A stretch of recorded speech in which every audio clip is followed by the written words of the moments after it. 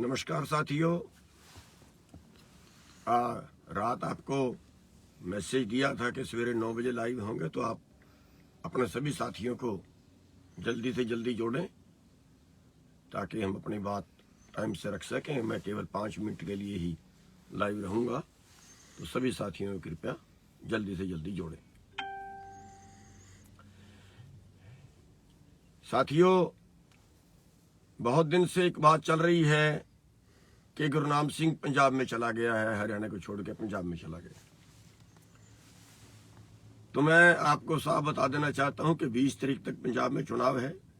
मैं 20 तारीख तक पंजाब में रहूंगा और मैंने कोई पंजाब में कोई कोठी नहीं पाली, कोई मकान नहीं पा लिया, या मैं कोई पंजाब में कोई परमानेंट के लिए नहीं चला गया। चुनाव तक पंजाब में हूं। और दूसरी बात यह है कि जब दूसरे स्टेटों की भी जिम्मेवारी है तो वहां जाना भी पड़ेगा। जब हमारा जो प्रोग्राम है वो पूरे देश में हमने करना है तो पूरे देश के दूसरे स्टेटों में जाना भी पड़ेगा। ये कोई जो अफवाह फैलाई जा रही है कि हरियाणा को छोड़ गया है, मेरा सारा घर बार कारोबार जो भी है वो हरियाणा में ही है और हरियाणा में ही रहूंगा। एक बात तो मैं ये आपको स्पष्ट कर देना चाहता हूँ। दूसरी बात है, एक अफवाह फैलाई जा रही है कि राजनीति चली गई, राजनीति में चला गया, राजनीति बहुत बुरी है, राजनीति बहुत गंदी है, राजनीति बहुत भद्दी चीज है। मैं ये समझाना चाहता हूं कि इसका मतलब सर छोटू राम जी गलत थे जो राजनीति में गए थे। हम क्यों पूछते हैं फिर उन्हें? फिर तो उनको अपना संगठन बना के आंदोलन लड़ना चाहिए था। और जो आज कह रहे हैं, जो आज पाठ पढ़ा रहे हैं कि अराजनीतिक रहना चाहिए, वो सारे कहीं ना कहीं राजनीति से जुड़े हुए हैं।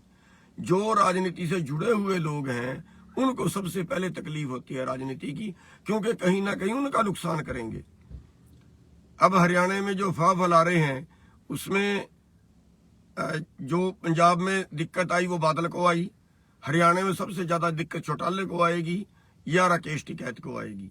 ये तीनों मिलके मेरे खिलाफ अफवाह फैला रहे हैं और जो है जगह जगह पे वो गड़बड़ी करवाने की कोशिश कर रहे हैं। दूसरी चीज मैं ये बता देना चाहूं कि चौधरी देवीलाल राजनीति में थे।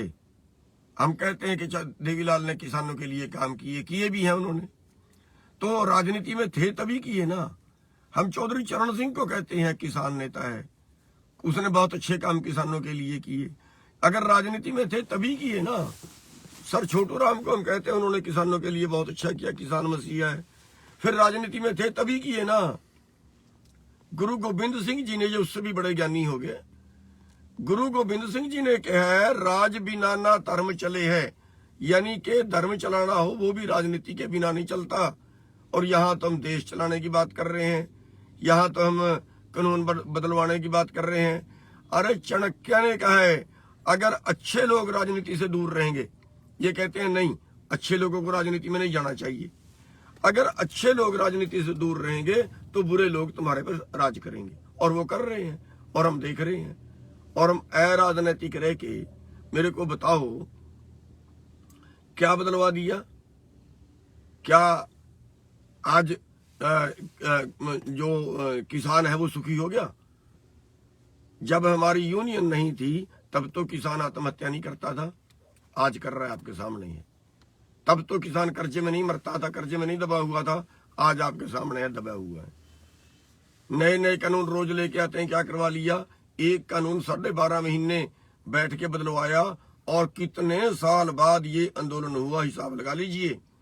और इतने साल बाद आंदोलन होने के बाद भी 15 दिन बाद, 20 दिन बाद केंद्रीय मंत्री ने बयान दे दिया कि एक बार हम जरूर लोगों के दबाव में पीछे हटे हैं, एक कदम पीछे हटे हैं, अब दोबारा बढ़ेंगे। इसका मतलब कानून दोबारा से फिर लाएंगे।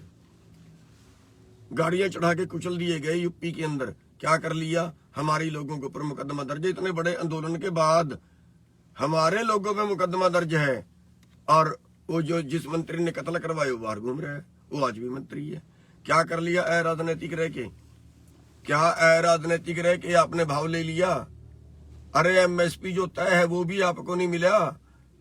अराजनीतिक रह के आपने क्या कर लिया? मेरे को समझा तो दो कि ये कर लिया अराजनीतिक रह के। ये जो अराजनैतिक रट लगा रखी है ना, इसी ने हमारा बेड़ा गर्क किया है शुरू से आज तक का। कितने आंदोलन हरियाणा के अंदर हुए? हरियाणा के आंदोलनों में 32 आदमी मर चुके हैं। 32 से भी ज्यादा हो गए, अब तो 34 हो गए। इतने आदमी हरियाणा के आंदोलनों में मर चुके हैं। मेरे को बता दो कि कौन सा हमने कितने कानून किसान के पक्ष में बनवा लिए आंदोलनों से, और कितने कानून गलत कानून बनते हुए, किसानों के खिलाफ कानून बनते हुए कितने हमने रोक लिए। आज दूसरे वर्ग तरक्की कर रहे हैं, किसान तरक्की क्यों नहीं कर रहा? क्योंकि हम यहीं आके मरते हैं, हमें अपने मारते हैं, दूसरे नहीं। दूसरों से तो भिड़ना आसान है, अपने मारते हैं।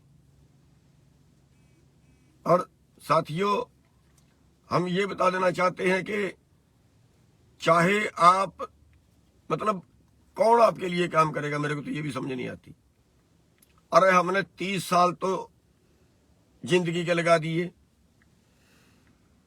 अपना कारोबार खराब कर लिया, कोई तनख्वाह नहीं ली, कोई किसी हम पेड़ है उस पर काम कर रहे हैं, और कितने मुकदमे दर्ज करवा लिए, कितनी सरकारों से मत्था टक लगा लिया, कारोबार का भी अपने का सत्यानाश कर लिया।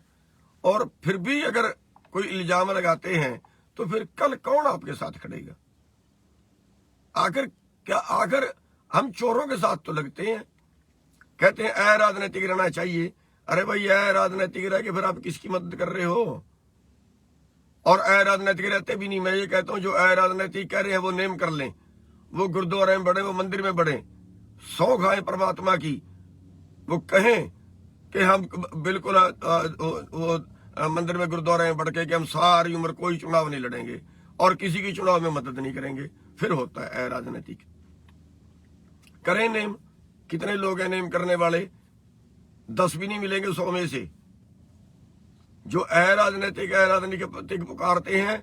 अब मैंने राजनीति की बात जब पंजाब में की थी, मिशन पंजाब की, मेरे को बाहर निकाला था, लेकिन उसके बाद क्या हुआ?